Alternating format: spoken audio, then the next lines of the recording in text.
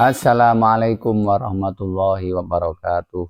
Bismillahirrahmanirrahim.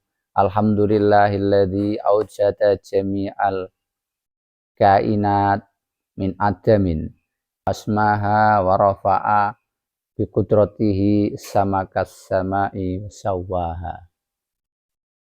Allahumma shalli wa sallim ala sayyidina Muhammadin alladzi qarrara qawaidal millati wa sayyada banaha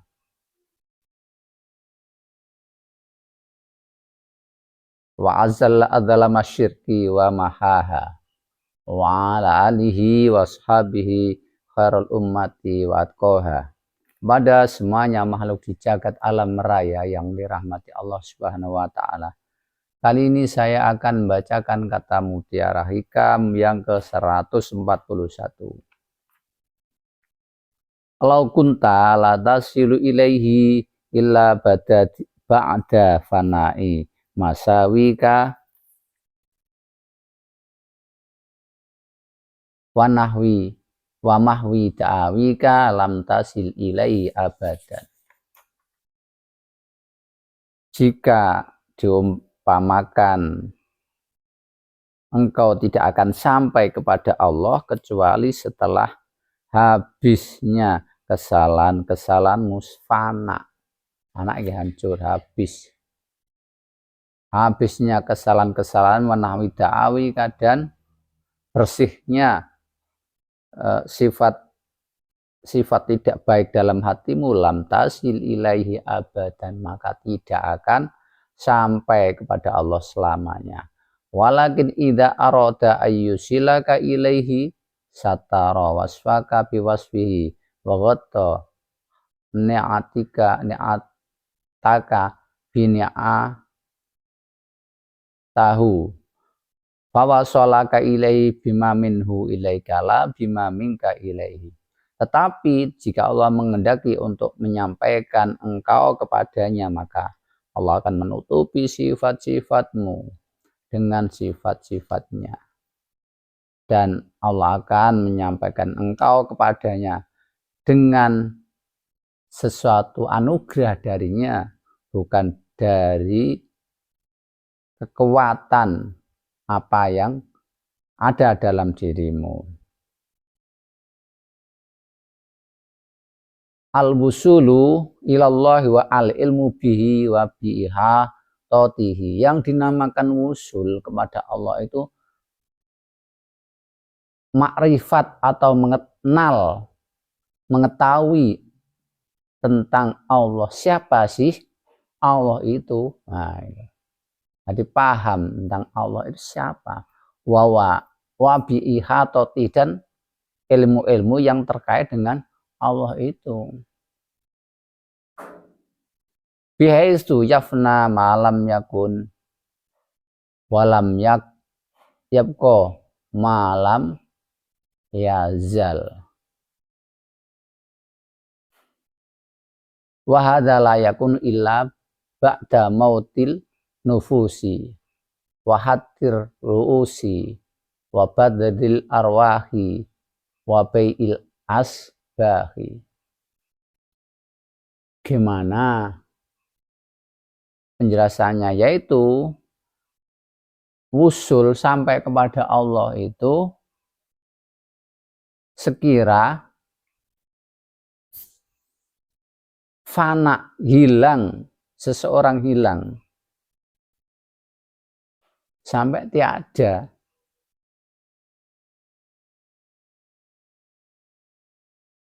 dan rusak sama sekali dirinya. Jadi ketika ada Allah, manusianya hilang. Nah, berarti hilangnya bagaimana maksudnya ketika ada manusianya ada? Wahadala yakunu illa ba'da mautin nufusi. Jadi setelah dirinya mati. Jadi bagian dirinya yang bersifat fisik itu hilang. Dan berganti dengan arwah. dan fisiknya dijual dengan diganti dengan arwah. Maksudnya gimana sih? Fisik ini bersifat, dunia ini yang dari diri kita bersifatan akal dan panca indera. Jadi akal panca indera kita pakai menuju Allah itu akan habis, hilang. Jadi kita nggak bisa berakal mentok, usaha fisik kita juga mentok. Kalau sudah mentok itu baru adanya Allah. Jadi Allah yang mengambil sendiri. Karena itu ada teori menuju makrifat itu jika syariat dilakukan mentok, kemudian hakikat mentok, sampai bukan upaya manusia sendiri sudah nggak mampu, akalnya dan usahanya nggak mampu, baru akan timbul makrifat. Makrifat itu gaya bentukan dari Allah Ta'ala sendiri. Jadi manusia diambil oleh Allah, itulah makrifat. Dan itulah yang di sini dimaksud usul itu di sini. Ketika bisa melakukan sumbu X sampai maksimal, tambah sumbu Y sampai maksimal batas ambang, maka akan timbul resultante gaya ketiga, yaitu gaya Z. Karena itu dalam Al-Quran disebutkan innallaha astara minal mu'minina bi'anfusahum wa amwalahum bi'anna lahumul jannah. Sesungguhnya Allah telah membeli dari diri orang mukmin, membeli dirinya dan harta bendanya. Dengan apa? Bahwasanya dia akan mendapatkan surga.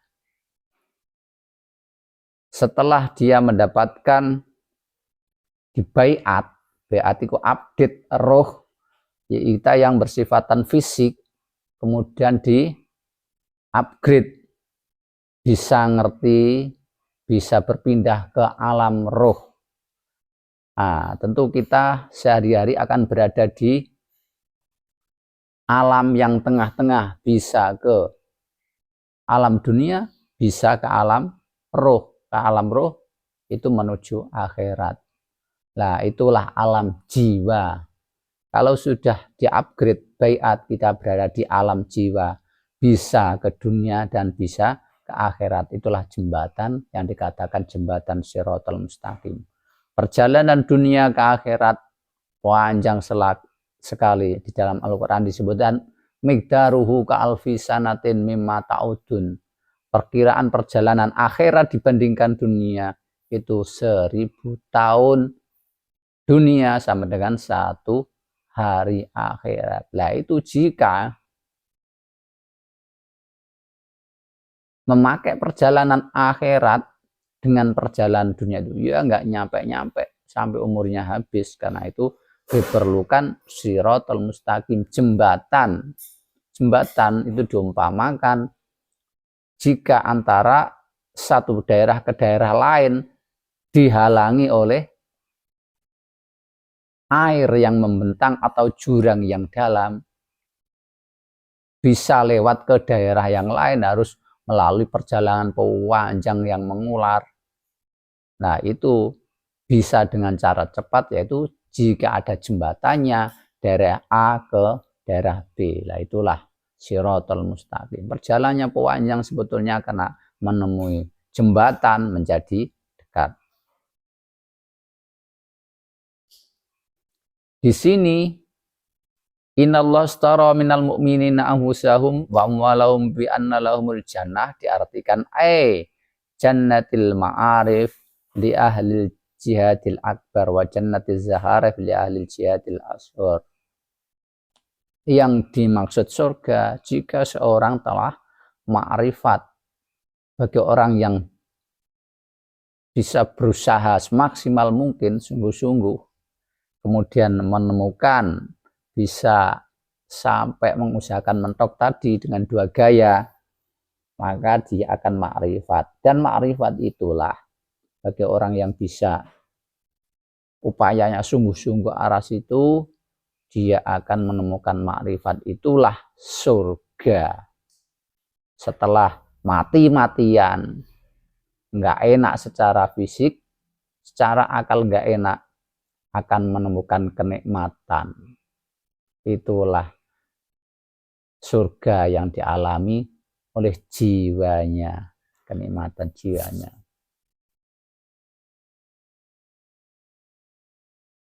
Dan bagi yang masih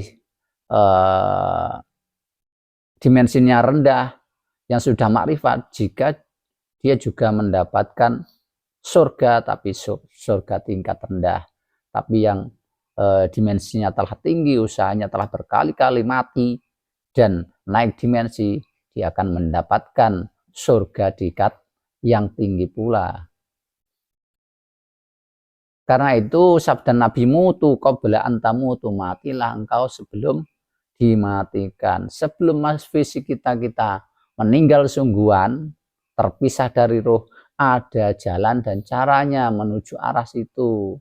Karena Nabi mengatakan mutu qabla antamutu, matilah sebelum engkau dimatikan. Kita belajar mati dulu, yaitu mematikan syahwat kita, mematikan akal dan panca indera, tapi bukan mati sungguhan, tapi berganti rohani, ada jalan dan caranya.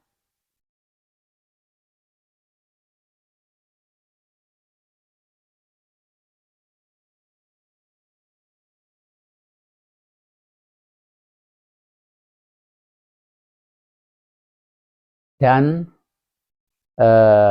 jalan dan caranya itu bukan teoritis belaka kalau seperti di tempat-tempat lain, tapi itu prakteknya diajarkan di Thariqah Naqsabandiyah Khalidiyah Al-Mahdiyah Nusantara.